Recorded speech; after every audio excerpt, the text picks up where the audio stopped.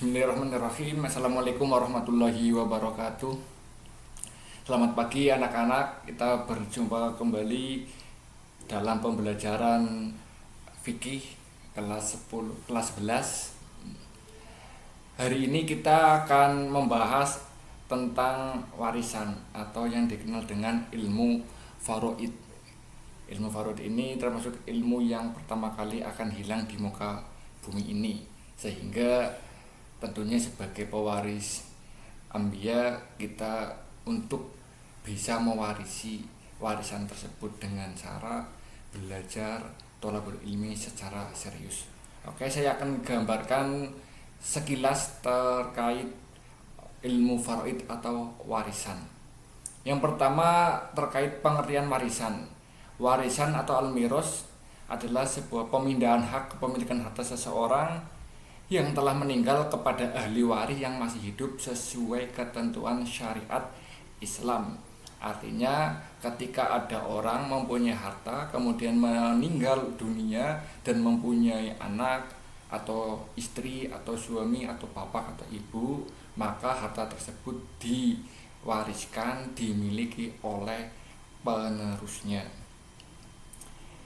Dalam rekaman kali ini saya akan menerangkan, menggambarkan, mentasawurkan bagaimana ilmu faraid, yang mana ilmu ini banyak yang mengatakan ilmu yang sangat-sangat sulit, sehingga kami akan menjelaskan sebisa mungkin, segamblang mungkin dan anak-anak paham supaya bisa mewarisi ilmu dari para nabi.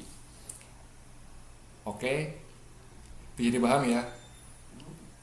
Sajatul warosa.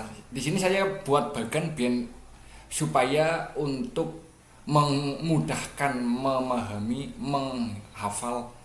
Ketika menghafal, kemudian hafal, nanti akan paham. Di sini rujukannya adalah al-mayyit. Kata kuncinya adalah al-mayyit. Nanti panah-panah yang ada itu nisbatnya kepada mayyit. Mayit itu punya ibnun, punya bintun. Ibnunnya punya ibnun, ibnin, atau punya bintu, ibnin. Mayitnya juga punya zauj, suami, atau mayitnya itu punya zaujah. Kalau mayitnya zauj, maka nanti zaujah. Nah, mayit ini juga punya saudara kandung, akhun syakik, saudara laki-laki, seayah, seibu, ukhtun syakiko, saudari perempuan seayah seibu, akhun li'ab, seayah saja, saudara seayah saja, ukhtun li'ab, saudari seayah saja. Kemudian ada auladul ini yang dikenal dengan auladul yaitu baik putra maupun putri, saudara atau saudari, itu dikategorikan auladul atau akhun li'um atau ukhtun li'um. Kemudian mayit itu punya ab, bapak, punya ibu. Ab ini mempunyai saudara laki-laki namanya am syaki, dinisbah mayit, maka paman. Am itu dalam bahasa Arab nisbahnya kepada ayah, kalau kepada ibu namanya am khol. Kalau ke ab itu namanya am, kalau ke namanya khol. Nah, am syakik ini punya putra ibnu am syakik. Ab juga punya am li'ab, yang mana dia saudara dengan mayit seibu saja, seayah saja. Dia punya ikatan saudara dengan ab, dengan jadnya itu cuma jadnya saja, nggak sama jadahnya. Kemudian di atas ab itu ada jad, kemudian ada al-jaddah, juga ada al-jaddah. Ya. Laki-laki yang ada di bagian ini semuanya adalah asobah, kecuali zauj, kecuali ab. Nanti asobah itu apa diterangkan di belakang. Istilah yang perlu diketahui oleh kalian anak-anak, pertama adalah mewaris, yaitu orang yang meninggal dan meninggalkan harta. Yang kedua ahli waris, yaitu orang yang berhak menerima warisan. Yang ketiga tirkah, harta peninggalan. Kemudian faraid, yaitu bagian-bagian waris yang telah ditentukan oleh syariat tentunya. Terus asoba, yaitu sebut untuk ahli waris yang tidak mendapatkan bagian warisan tertentu, yang sudah ditetapkan, melainkan berhak atas sisa harta warisan setelah bagian ahli waris lain disebut zawil furud dibagikan. Kemudian syarat terjadi waris, pertama meninggalnya pewaris. Kalau masih hidup nggak boleh, maka ada rebutan harta sebagainya, kok pewarisnya masih hidup nggak boleh, harus jelas-jelas sudah meninggal. Yang kedua, adanya ahli waris yang masih hidup, artinya ketika pewaris meninggal, ahli warisnya itu sudah hidup, sudah hidup. Contoh, walaupun masih dalam kandungan itu sudah terhitung menjadi ahli waris. Yang ketiga, diketahuinya hubungan antara pewaris dan ahli waris, tentunya ini hubungan darah, ada atau pernikahan nanti ada. Kemudian yang selanjutnya terkait penghalang waris. Pertama, perbedaan agama, satu Islam, satu Kristen, bapaknya Islam, anaknya non Muslim, maka nggak bisa mewariskan hartanya. Kemudian pembunuhan terhadap pewaris, artinya anaknya itu membunuh pewarisnya yang mewariskan, anak membunuh bapaknya, maka dia tidak mendapatkan warisan. Ketiga, perbudakan, ini konteks dulu. Yang keempat yaitu murtad, ya sama saja nanti perbedaan agama. Kalau maksudnya itu cuma 3, kalau murtad itu dimasukkan kepada perbedaan agama. Kemudian ketika yang meninggal, yang mewariskan atau mewaris itu meninggal dan punya harta, maka harta itu nggak langsung dibagi untuk ahli warisnya. Yang pertama yaitu harus biaya perawatan jenazah. Kalau di Indonesia tradisi NU itu ada sampai tajhiz, kemudian 7 hari, 40 hari, 100 hari, bahkan haul. Itu kalau di tradisi NU, maka biaya-biaya itu diutamakan. Setelah merasa cukup, maka lihat si yang mewariskan itu punya hutang atau enggak, punya sangkutan dengan anak Adam atau enggak. Kalau ada, maka diprioritaskan ke situ dulu. Kalau ada, diprioritaskan ke membayar hutang. Kemudian yang ketiga, pelaksanaan wasiat, artinya ketika mewaris itu wasiat kepada putra-putranya, maka itu boleh hartanya ditasungkan ke situ. Cuman nggak boleh melebihi sepertiga hartanya. Kalau melebihi, maka yang dianggap cuma sepertiga hartanya. Kemudian setelah 3 poin ini dilaksanakan, maka baru kalau masih ada sisa, maka dibagikan kepada ahli waris. Nah, harta warisan atau harta tinggalan yang mewariskan itu namanya tirkah. Tirkah itu nanti prioritas utama untuk biaya perawatan, kemudian untuk pelunasan, kemudian pelaksanaan wasiat, baru dibagi. Iki runtut, nggak boleh dibalak-balik. Kemudian macam-macam ahli waris itu ada yang dari laki-laki, ada yang perempuan. Kalau kalian hafal bagian di atas tadi, maka saya akan bisa mendeteksi mana yang ahli waris laki-laki dan mana ahli waris yang perempuan. Nah, itu ada. Cuman nanti mana yang asobah, mana yang zawil furud, seperti itu. Kalau di bagan tadi, semua laki-laki yang ada di bagan kecuali zaujan ab itu adalah asobah.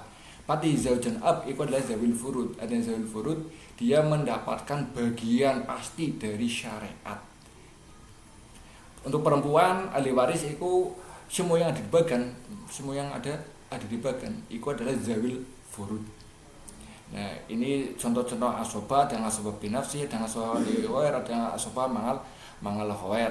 Nanti ada pembahasan di belakang.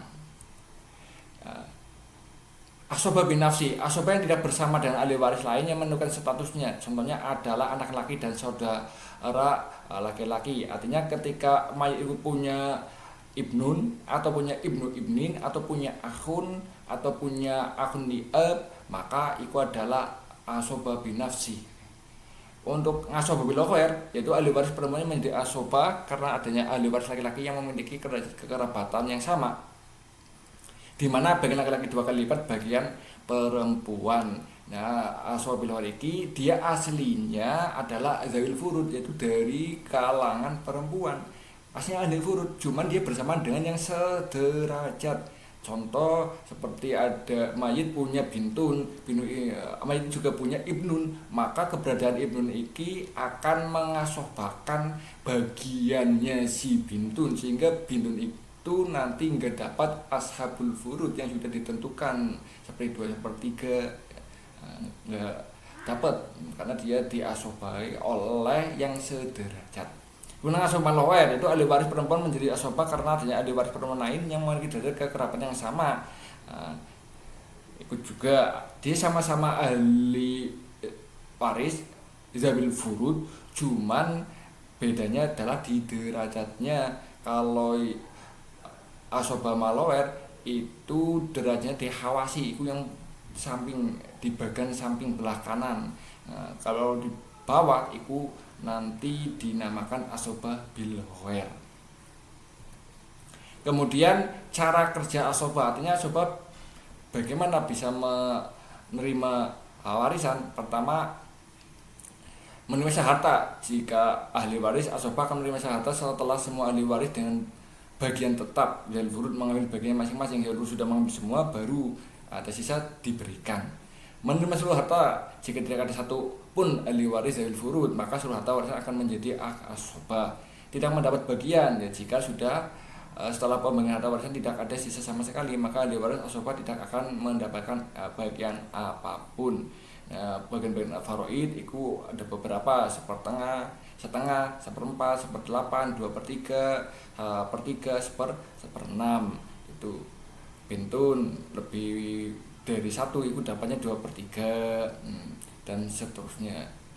Kalau untuk bagian faraid ini harus ada pertemuan khusus anak-anak, nggak bisa dipahami atau belum bisa dipahami karena harus berpikir secara serius, harus fokus.